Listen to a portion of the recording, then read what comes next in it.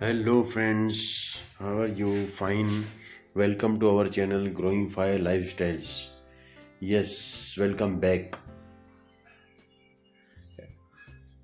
SIP is the best way to invest in equity markets. Yes, हर घर तिरंगा हर घर SIP का नारा लगाते हुए हम लोग बढ़ेंगे आज नए टॉपिक की ओर। नया नहीं, हालांकि ये सब लोग जानते हैं SIP सिस्टमेटिक इन्वेस्टमेंट प्लानिंग। तो ये एक बेस्ट तरीका है, but please before investing in mutual fund scheme read the documents carefully. ये सुनते हैं और समझते भी हम लोग। तो SIP क्या है?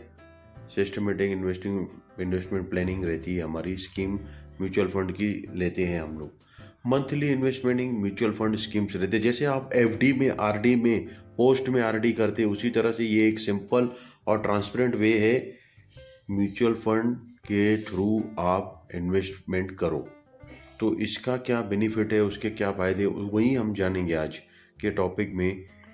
तो थोड़ा सा आप कंसंट्रेट लगेगा, पूरा ध्यान से सुनिए। SIP जब हम इन्वेस्ट करते हैं म्यूचुअल फंड मंथली स्कीम में, जैसे पोस्ट RD FD का बताया बराबर, म्यूचुअल फंड डिस्ट्रीब्यूटर के थ्रू आप करेंगे। आपका टेन्योर बताएंगे, ये मुझे 10 साल 15 साल 5 साल इन्वेस्ट करना है, ये मेरी हर महीने की डेट रहेगी, ये मेरा हर महीने का अमाउंट रहेगा जो आपको आपके अकाउंट से कट होगा, आपका इन्वेस्ट होगा म्यूचुअल फंड के इन्वेस्टमेंट पोर्टफोलियो में।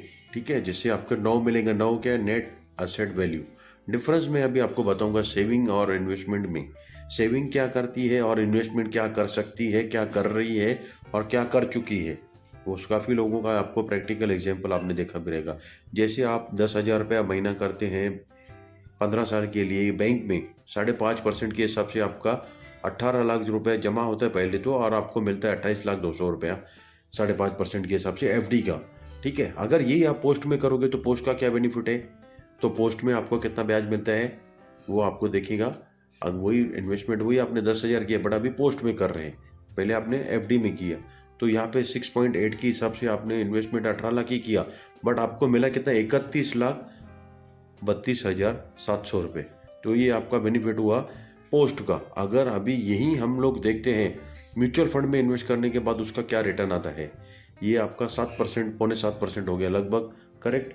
वही अगर आप म्यूचुअल फंड में करोगे तो आपका देखो कितना हो जाता है, 14% के भी ज़्यादा। तो 62 लैक्स 13,800 आपको मिलता है म्यूचुअल फंड में। कंपाउंडिंग इंटरेस्ट रेट के हिसाब से मिलता है।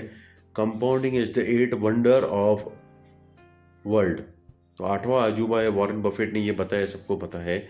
वही मैं आपको रिपीट करके अच्छे से ये पूरा एग्जाम्पल के साथ बताया है। तो क्या है करने, हम लोग क्यों इन्वेस्टमेंट करें? सेविंग की जगह हम इन्वेस्ट क्यों करें? क्योंकि आपके गोल है, आपको गाड़ी चाहिए, बंगला चाहिए, पैसा चाहिए, रिटायरमेंट का प्लानिंग है, मैरिज, बच्चों की शादी का है, अपनी शादी का है। तो इस तरह के आपके गोल है, आपके लक्ष्य है, आपके एम है, उसके लिए आपको इन्वेस्टमेंट करना ज़रूरी है, ताकि आप अच्छे से वेल्थ क्रिएट कर सको। ठीक है, तो सच अगर आपको सपने सच करने, तो उसके 3 एग्जाम्पल है, 3 प्रिंसिपल, 3 सिद्धांत है। पहला, जल्दी ही शुरुआत कर दो। अभी अर्ली स्टार्ट करना जरूरी है। अर्ली स्टार्ट से क्या बेनिफिट होगा?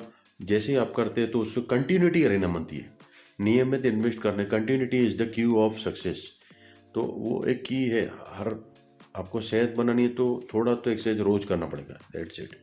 सही जगह पर इन्वेस्ट करने, तो सही जगह क्या है? मार्केट है। आज मार्केट देखिए, सेंसेक्स निफ्टी कहाँ से कहाँ पहुँच गई। निफ्टी भी जो 17,000 थी वो आज 20,000 को आ रही है। 58,000 वाला सेंसेक्स 65 तक आ रहा है।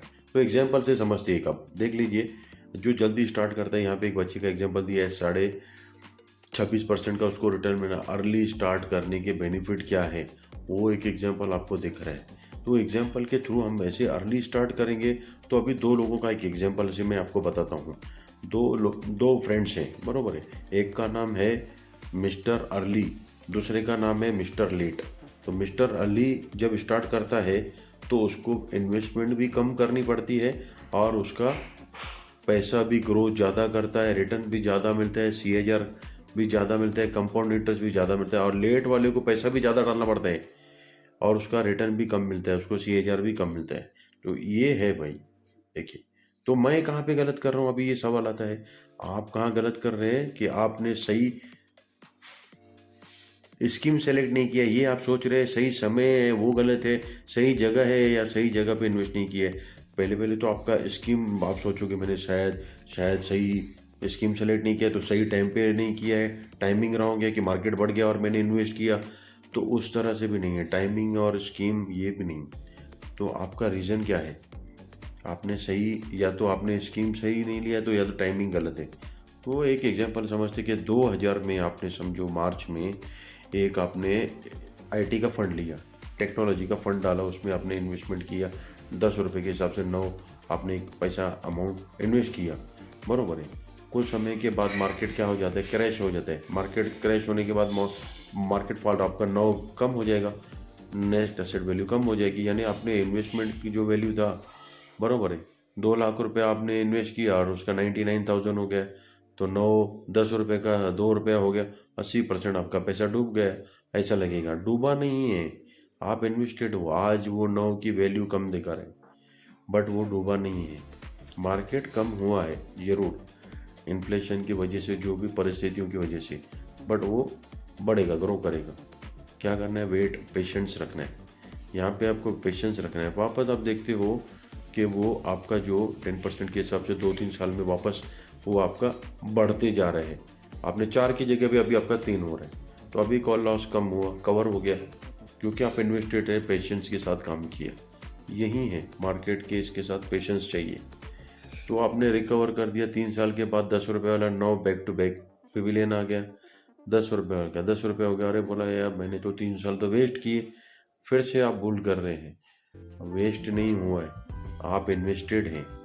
ये टाइम आपको, पेशेंस आपको दिखाएगा कि क्या आगे हो रहा है, ठीक है। वो सडनली जो आप पैसा भर रहे थे, वो वैल्यू आपका 30 साल के बाद क्या दिखाएगा कि आपका पैसा हो गया है, आपने आपका वैल्यू था 7 लाख रुपया इन्वेस्टमेंट, और वो आज 17 लाख रुपया हो गया है। तो 30% CAGR के हिसाब से आपका पैसा ग्रो हुआ है। तो ये पेशेंस का है। तो इस तरह से आपको अर्ली स्टार्ट करके कंटिन्यूटी मार्केट में कंटिन्यू इन्वेस्टेड रहना है। जितना मार्केट फॉल होगा, आपका नौ सिस्टम में ज़्यादा परचेस किया जाएगा, तो आपका पोर्टफोलियो में नौ ज़्यादा आता है, उसी हिसाब से आपका वो कंपाउंडिंग में ग्रो करता है। डिविडेंड ग्रोथ फंड में आपका डिविडेंड जमा होते जा रहा है। तो इस तरह से आपको करना है दोस्तों। आपको इस तरह के बहुत सारे एग्जांपल है यहाँ पे। मैं अभी आपको और भी एक पार्ट होगा जिसमें मैं आपको म्यूचुअल फंड के मार्केट के बहुत सारे अपडेट देते रहूँगा, क्या हो रहा है, किस तरह से काम हो रहा है। बट आप स्कीम सेलेक्ट करके प्रॉपर म्यूचुअल फंड या एडवाइज़र से भी कांटेक्ट करें, डिस्ट्रीब्यूटर से कांटेक्ट करें, और डॉक्यूमेंट केयरफुली रीड करने के बाद ही कोई भी स्कीम में आप इन्वेस्ट करें, ठीक है। सही डिस्ट्रीब्यूटर, सही एडवाइज़र के थ्रू जाएं और सही अपना पूरा नॉलेज के साथ डॉक्यूमेंट पढ़ के, डिस्क्लेमर पढ़ने के बाद ही आप इन्वेस्ट करें। Thank you very much. Please subscribe and like the channel and share the